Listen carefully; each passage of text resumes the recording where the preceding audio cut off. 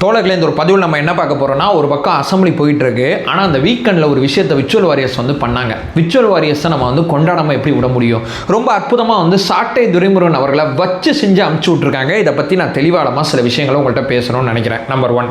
Number 2, பிரதானமான விஷயம் என்னன்னா, இப்போ நீங்கள் அசம்பிளி சீசன் பார்த்துட்டு இருந்தீங்கன்னா முதலமைச்சர் விஜய் அவர்கள் குலுங்கி சிரிச்சிருப்பாங்க. இது பெருசாக ஹைலைட் ஆகுது.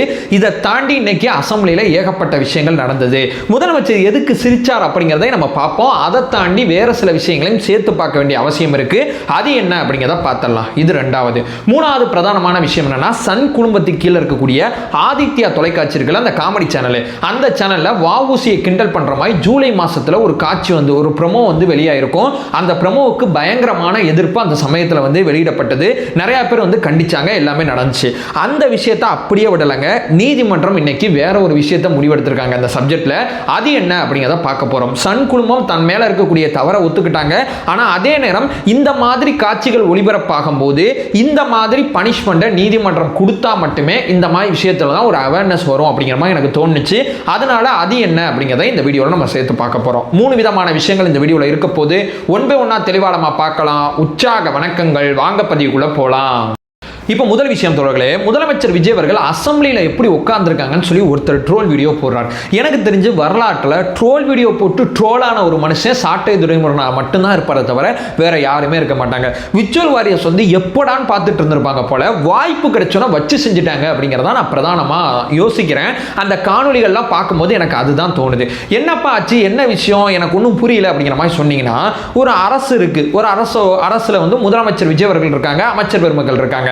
ஒரு முதலமைச்சரை எதுக்காண்டி நீங்க விமர்சனம் பண்ணலாம்? அதிகாரிகள் தப்பு பண்றாங்க, அமைச்சர்கள் இந்த மாதிரி பண்றாங்க, நீங்க கண்டிக்கல அப்படின்னு சொல்லி விமர்சனம் முன்வைக்கலாம். இல்ல முதலமைச்சரே தப்பு பண்ணியிருந்தாங்கன்னா முதலமைச்சர் தப்பு பண்ணியிருக்கான்னு சொல்லி நீங்க விமர்சனம் முன்வைக்கலாம். பட்ஜெட்டை பத்தி பேசலாம். அதை தாண்டி மிக முக்கியமா அரசாணைகள் சார்ந்து பேசலாம், வருங்காலம் சார்ந்த திட்டங்களை பத்தி பேசலாம். இந்த மாதிரி ஒரு அரசு நிர்வாகத்தில் ஏகப்பட்ட டைமென்ஷன்ல நீங்க விமர்சனம் வைக்கணும்னு சொல்லி நீங்க முடிவு பண்ணிட்டீங்கன்னா வைக்கலாம். ஏன்னா இந்த பகுதியில் எதுலையுமே இந்த ஆட்சி நிர்வாகத்தில் உங்கள்கிட்ட எந்த விமர்சனமும் நான் ஆக்கப்பூர்வமா பார்க்கல.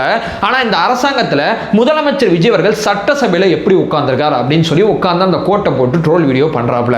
அந்த ட்ரோல் வீடியோ பார்க்கும்போது என்னடா அந்த மனுஷன் இதெல்லாம் எடுத்து உட்கார்ந்து விமர்சனம் பண்ணிட்டு இருக்காரு. ஒரு அசம்பிளியில எப்ப முதலமைச்சர் பேசணுமோ அப்ப பேசுறாங்க, எப்ப அமைதியா உட்காரணுமோ அப்படி அமைதியா உட்கார்றாங்க. அங்க இருக்கக்கூடிய எல்லாருமே அப்படித்தான் நடந்துக்கிறாங்க. முதலமைச்சரை மட்டும் எடுத்து ட்ரோல் பண்ணும்போது பார்த்துட்டே இருந்தாங்க விர்ச்சுவல் வாரியர்ஸ். அந்த ட்ரோல் வீடியோ எடுத்தாங்க. அந்த ட்ரோல் வீடியோ எடுத்து பயங்கரமா அந்த மனுஷனை எங்க உட்கார வைக்கல சாட்டை துரைமுருகன் தான் தெரியல. எல்லா இடத்துலையுமே உட்கார வச்சிட்டாங்க. ஒரு சில இடங்கள்ல உட்கார வச்ச இடத்துலலாம் என்னால சொல்ல முடியாது. அந்த மாதிரி ஏகப்பட்ட இடத்துல அந்த ட்ரோல் வீடியோவை எடுத்து ட்ரோல் பண்ணி சாட்டை துரைமுருகன் அவர்கள் இந்த மாதிரி ஒரு ரிஸ்கெல்லாம் இனிமே எடுக்கிறதுக்கு நிச்சயமா சொல்றேன் பயப்படுவார் அப்படிங்கிறதா யதார்த்தமான உண்மை. இல்லப்பா அவங்களுக்கு அந்த வெக்கமான சூடு சொரணை எல்லாம் கிடையாதுப்பா. ஏன்னா இவர் இப்படி இருக்காருன்னா அவரோட அண்ணன்மார் என்ன பண்றாரு சீமான் அண்ணன் கவனிச்சு பார்த்தா PR சுந்தர் அப்படிங்கிற ஒருத்தரை சமீபத்தில் கைது பண்ணாங்க. நீதிமன்றம் மூலமா அவர் வெளியே வந்தாரு.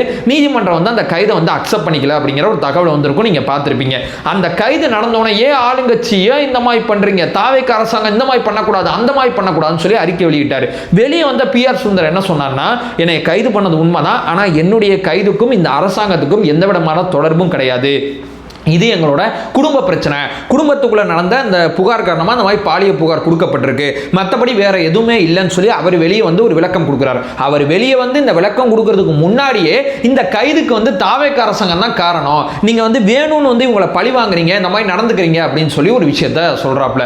ஓவரால் பார்க்கும்போது அண்ணன் இப்படி அடி வாங்கினாரு, தம்பி இந்த மாதிரி ட்ரோல் வீடியோ போட்டு ட்ரோலாக அடி வாங்கினாரு. ஒரு ஹாப்பி வீக்கெண்டா அந்த வீக்கெண்ட் அமைஞ்சது அப்படிங்கிறதா யதார்த்தமான உண்மை. இது நம்பர் 1 பாயிண்ட். இப்போ நம்பர் 2, இன்னைக்கு முதலமைச்சர் விஜய் அவர்கள் அசம்பிளியில குலுங்கி சிரிச்சிருப்பாங்க. ஏன்பா என்னப்பா என்ன மேட்டர் அப்படின்னு சொல்லி கேட்டீங்கன்னா, MRK பன்னீர்செல்வம் இருக்கார்ல, என் ஊருக்காரர் தாங்க அவரு, கடலூர்காரர் தான். கடலூரோட முன்னாள் அமைச்சராக இருந்தார், பொறுப்பு அமைச்சராக கூட அவர் தான் இருந்தார். தருமபுரி மாவட்டத்துக்கும் கடலூரோட அமைச்சர், தருமபுரிக்கு பொறுப்பு அமைச்சராக இருந்தாப்ல. ஒரு மாதிரி ஒரு வகையான ஆள்னு வச்சுங்களேன். அந்த மனுஷன் இன்னைக்கு அசம்பிளியில சுத்தி கட்டம் கட்டுறாங்க. ஒரு பக்கம் பொதுப்பணித்துறை அமைச்சராக இருக்கக்கூடிய ஆதவர்ஜுனா அவர்கள், உணவுத்துறை அமைச்சர், வேளாண் துறை அமைச்சர், இந்த பக்கம் பார்த்தீங்கன்னா நம்ம அறநிலைத்துறை அமைச்சர்னு சொல்லி எல்லாருமே கட்டம் காட்டும் போது விஜய் நான் பார்த்துட்டு என்ன மாட்டிக்கிட்டார் போல, என்ன பேசுறது என்ன செய்யறதுன்னு அவருக்கு தெரியல. ஏன்னா இன்னைக்கு திமுக ஏன் அவருக்கு ஒரு வாய்ப்பு கொடுத்தாங்கன்னா, இன்னைக்கு வேளாண் பட்ஜெட் மீதான விவாதம் நடந்துச்சு. இந்த விவாதத்தில் வந்து இப்போ வேளாண் பட்ஜெட்டை வந்து அமைச்சர் தாக்கல் பண்ணும்போது எதிர்க்கட்சிகள் அத்தனை பேரும் அமைதியாக உட்காந்து பார்த்துட்டு இருப்பாங்க. வெளியே வந்து சட்டசபைக்கு வெளியே வந்து செய்தியாளர் சந்திப்பில் அது சரியில்லை இது சரியில்லைன்னு சொல்லுவாங்க. ஆனால் வேளாண் பட்ஜெட் மீதான விவாதம் அப்படிங்கிறப்போ அந்த அசம்பிளிலே எதிர்க்கட்சி நபர்களுக்கு வந்து மைக் கொடுப்பாங்க. அந்த மைக்ல வந்து வேளாண் பட்ஜெட்ல அது சரியில்லை இது சரியில்லைன்னு சொல்லி அவங்களோட விமர்சனம் அவங்களோட கருத்தை முன்வைப்பாங்க. அந்த மாதிரி விவாதத்தில் திமுக யாரை தயார்படுத்தியிருக்குன்னா, வேளாண் துறையோட முன்னாள் அமைச்சர் இருக்கிற இவர் தான். இவர் பேசுனா சரியா இருக்குன்னு சொல்லி இவரை தயார்படுத்தி நீங்க பேசுங்கன்னு சொல்லிட்டாங்க. பேசுறாரு வரிக்கு வரி, ஒவ்வொரு வார்த்தைக்கும் சார் தப்பா சொல்றீங்க, போன ஆட்சியில் அப்படி கிடையாது, போன ஆட்சியில் இப்படி கிடையாதுன்னு சொல்லி எல்லா விதமான விஷயத்துக்கும் தரவோட விளக்கத்தோட வேளாண் துறை அமைச்சர், நான் முன்னாடி சொன்னபடி பொதுப்பணித்துறை அமைச்சர் ஒரு பக்கம் பார்த்தீங்கன்னா நம்ம ரமேசனை உட்பட எல்லாருமே எந்திரிச்சு அடிக்கும் போது அவருக்கு என்ன பண்றது என்ன செய்யறதுன்னு தெரியல. என்னடா கோத்து விட்டாங்க போல நம்மள அப்படின்னு சொல்லி அவர் யோசிச்சுக்கிட்டே பேசுறாரு. ஏப்பா இருங்கப்பா 2 வார்த்தை பேசிக்கிறேன் அப்படின்னு சொல்லி அவர் பேசுறாரு. பேசும்போது அடி கொடுக்குது. இது அத்தனைக்குமே முன்னாடி என்ன பண்ணிட்டாங்க முதலமைச்சர் விஜய் அவர்கள், அவர் எவ்வளவு பெரிய அரசியல்வாதியா இருக்காருங்கிறத நான் ஏன் மீண்டும் மீண்டும் பதிவு செய்யறேன்னா, அவரோட வே ஆஃப் அப்ரோச்சை பார்த்து தான் நான் மிரண்டு போய் உட்கார்ந்திருக்கேன் அப்படிங்கிறத நான் தொடர்ச்சியா சொல்லிட்டு இருக்கேன். இன்னைக்கு வந்து வேளாண் மீதான அந்த பட்ஜெட் மீதான விவாதம் நடக்க போகுதுங்கிறது முதலமைச்சருக்கு தெரியும். ஆனா குறைந்தபட்ச ஆதார தொகையை பட்ஜெட்ல சொல்லாம இருந்திருப்பாங்க. ஏன்னா பட்ஜெட்ல சொல்லாமே இருக்காங்களே அப்படின்னு சொல்லி வெயிட் பண்ணி பார்த்துட்டு இருக்கும்போது இன்னைக்கு முதலமைச்சர் விஜய் அவர்கள் தனி தீர்மானம் ஒன்று கொண்டு வந்தாங்களா தமிழ் தாய் வாழ்த்துக்கு. அதை தாண்டி அடுத்ததா 110 கீழ் நான் ஒரு விஷயத்தை அந்த சட்டசபையில் அறிவிக்கிறேன் அப்படின்னு சொல்லி அறிவிக்கிறாரு.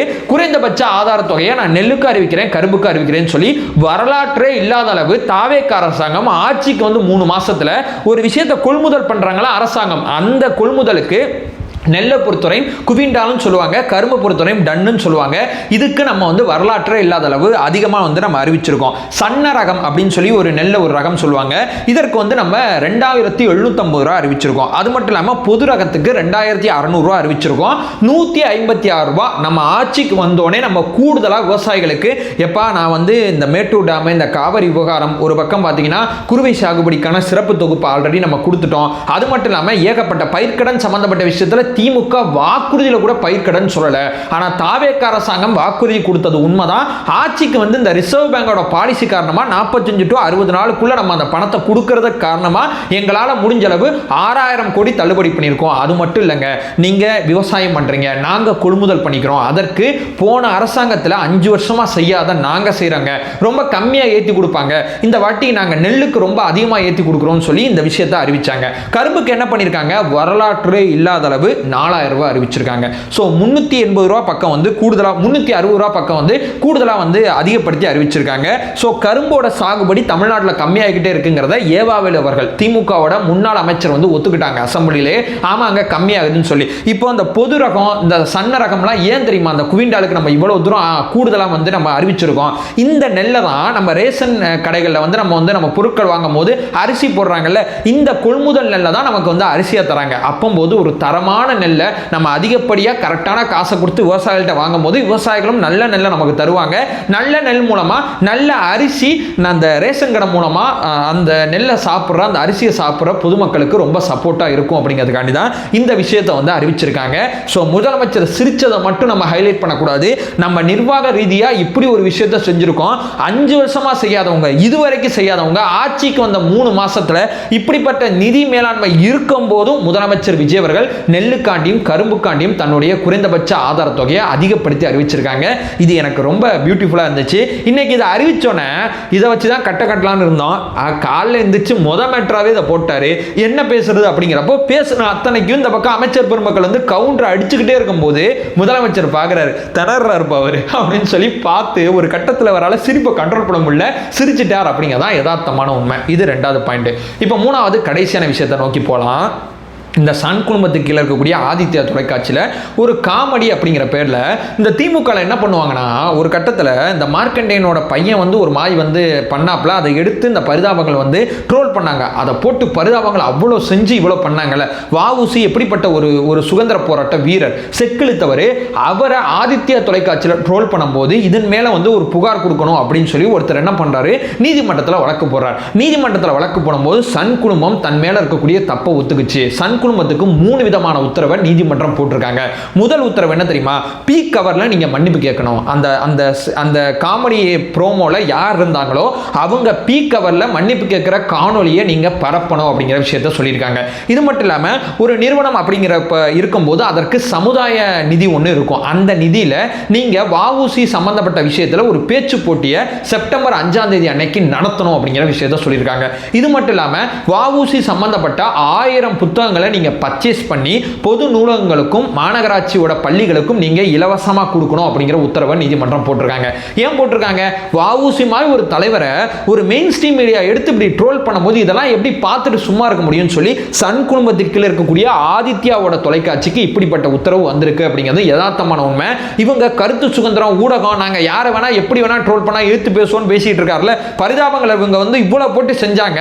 அதற்கு இந்த பக்கம் வந்து வஉசி அப்படிங்கிற ஒரு சுதந்திர போராட்ட வீரரை சன் குழுமத்துக்கு கீழே இருக்கக்கூடிய ஆதித்யா தொலைக்காட்சி இப்படி ட்ரோல் பண்றது எப்படி பார்த்துட்டு சும்மா இருக்க முடியும்? இந்த யூடியூபர்ஸோட ஈகோ, இந்த கிரியேட்டிவிட்டி பீப்புளோட ஈகோலாம் திமுக தேவையில்லாம தொட்டுச்சுன்னா மைண்ட் செட்ல நேற்று ஒரு வீடியோ வந்திருக்கு. அந்த வீடியோ எடுத்து பாருங்களேன்.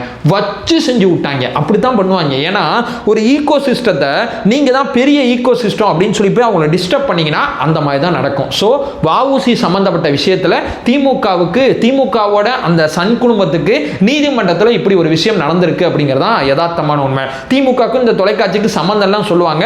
ஆனால் அவங்க குடும்ப பின்னணியில் இருக்கிற ஒரு தொலைக்காட்சிங்கிறது நம்ம அத்தனை பேருக்கும் தெரியும். ஸோ ஓவரால் பார்க்கும்போது இந்த 3 செய்தியை தான் இந்த வீடியோவில் நான் ஷேர் பண்ணிட்டேன். நம்ம சேனலை ஃபர்தராக ஃபாலோ பண்ணிங்கன்னா பொலிட்டிக்கல் சார்ந்து மிக முக்கியமாக பல்வேறு விதமான விஷயத்தை நம்ம பார்த்துட்டு இருக்கோம். நம்மளோட ஒரே நோக்கம் அறியாமை அகற்ற வேண்டும், அறியாமை அகற்றப்பட வேண்டும். Thank you so much.